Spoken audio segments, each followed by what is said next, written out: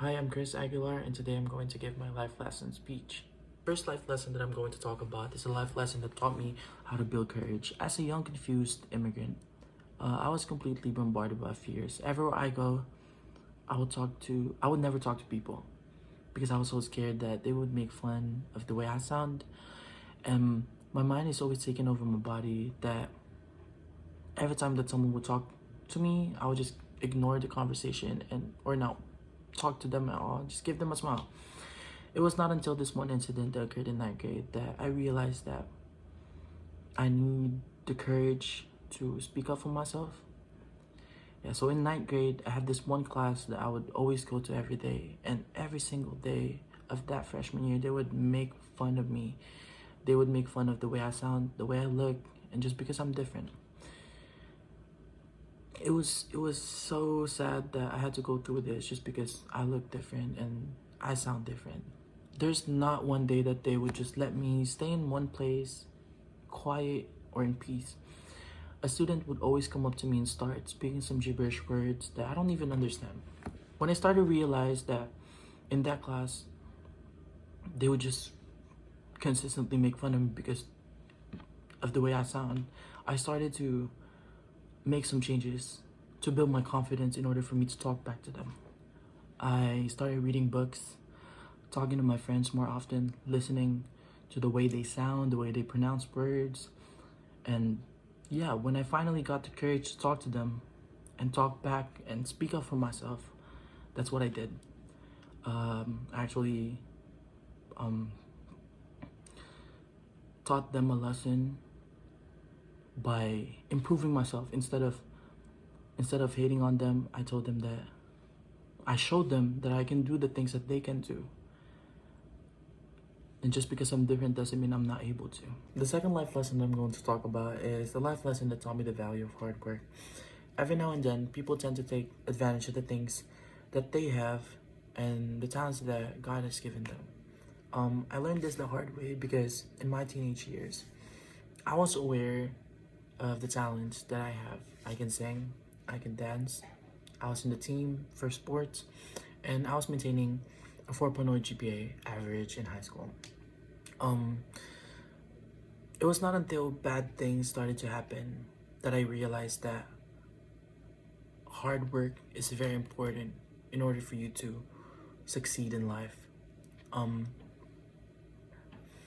When I got kicked out of the sports for not attending practice because I thought I was better than them, because I thought even though I don't practice my skills, I would just completely be better than them, and I got kicked out. I wasn't able to get the solo that I've always wanted because I thought I was already good enough for that solo, for that part, that I don't have to compete with other people because I was already good enough. And also, when I got when my grades started to drop down because I wasn't studying, reviewing for tests, such things. Yeah, it was right there and then that I realized that bad things started to happen when I stopped working hard for the things that I have, and I stopped consistently fighting for the things that I deserve or that I want in life. I realized that at that point that the saying in the movie that I really like about the basketball player that got the talent from this NBA superstar Kevin Durant. I don't remember the movie, but like something like that. That it says hard work beats talent when talent doesn't work hard. And I think that it's true because if you don't work hard for the things or consistently fight for the things that you deserve or the things that you have, you will be a stuck up. You will never improve. You will never get to go to the next level. And in order for you to get to the next level, you need to work harder than what you're doing now. Like you have to work harder. You have to consistently fight. You have to consistently work for the talents that you have in order for you to improve and get to the next level and succeed in life. The third and the final life lesson that I'm going to talk about is a life lesson that taught me how to build self-love and self-confidence. In recent times, our world has been built around social media, where everyone is required to have a perfect image.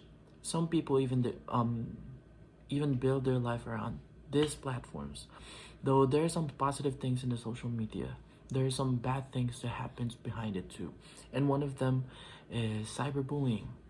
I had a rude awakening involving this topic back in September when I started using this app called Yubo. It is a live app where you talk to people around the world and you just live stream with them. In the first few weeks, I enjoyed using this app because I was just getting to know other people, live streaming, talking to new faces, and just basically having fun. It is not until the second week that I noticed that there are some people that would always comment down below that about my body image, and they would just consistently joke around about how me and my friends don't fit because they look better, that they look good and I don't. And they would always say it as a joke, but the more often they say it, the more I took it personal. So for how many weeks? For 2 weeks, I was rethinking, reevaluating myself. That do I really look that bad in order for them to say those things to me? Like, I'm fat. They were saying such things like I'm fat, I'm ugly, that I don't belong with my friends because they look good. And I questioned myself. And yeah, I started motivating myself. I started using those words that they gave me in order for me to do better, to do better for myself, to love myself even more. And yeah, I realized that I don't have to impress those people in order for me to get to where I need to be. All I need is myself, because at the end of the day, it would just be me and myself that would walk those roads, those bumpy roads in my life. And I don't need those negativity, so I started cutting out those people. I started ignoring them. I started working on myself in order for me to show them that their words don't mean nothing to me, and those words will not something that would bring me down, instead bring me up. And that's what I did. I started to realize that if I love myself more than anything else, I don't need any good things from them in order for me to move on.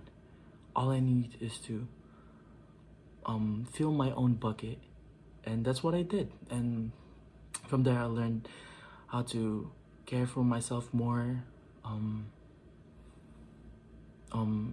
have more confidence in what I do and what I look, my image, that I don't have to be perfect in order for you to like me. I only need to like myself. To wrap up my speech, I think that mistakes and adversities were made for all of us to learn our lessons from. It does not matter how small, big, easy, and hard the experiences we had to go through. There are always lessons that we can take away from those experiences that we can carry for the rest of our lives. Thank you so much for listening to my speech.